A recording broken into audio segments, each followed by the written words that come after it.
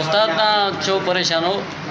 परेशान आहियूं कुछ न कुछ थींदो धमाको थींदो। हाँ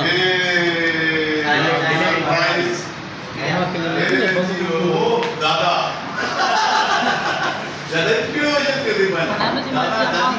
ॿुधायो तव्हांजो कहिड़ो कैरेक्टर आहे हिन तकरार ड्रामे में? मूंखे चवण जी त का ज़रूरत कोन्हे, ड्रामो त तव्हां ॾिसंदा हूंदो, ख़बर पइजी वेंदी।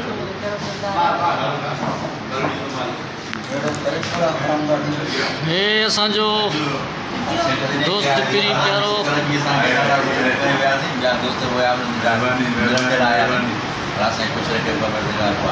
हे असांजो दोस्त राजा पुनियो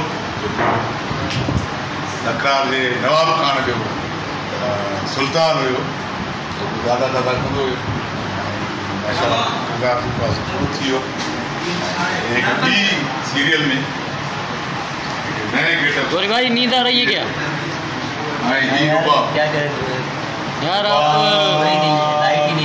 कपड़ों में बहुत अच्छे लग रहे हो और आप सिंधी कपड़े पहना करो, पेंटों को छोड़ो, अभी सिंधी कपड़े पहनो। सिंध में रहते हो तो सिंधी कपड़े पहनो।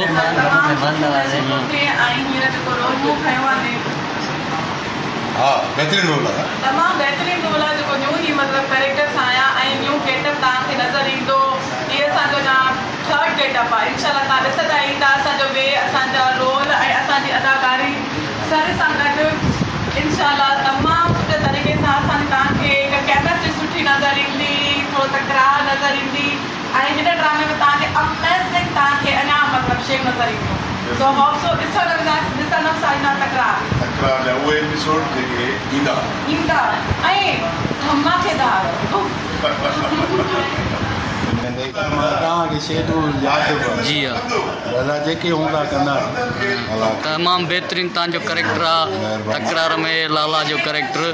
ऐं तव्हां बाइकाते छाया पिया हो तकरार में। ऐं भला तव्हांजो भाउ बि वियो, तव्हांजो पीउ बि वियो, बाक़ी हाणे तव्हांजी बची आहे अमड़, उनखे प्यालो करायूं।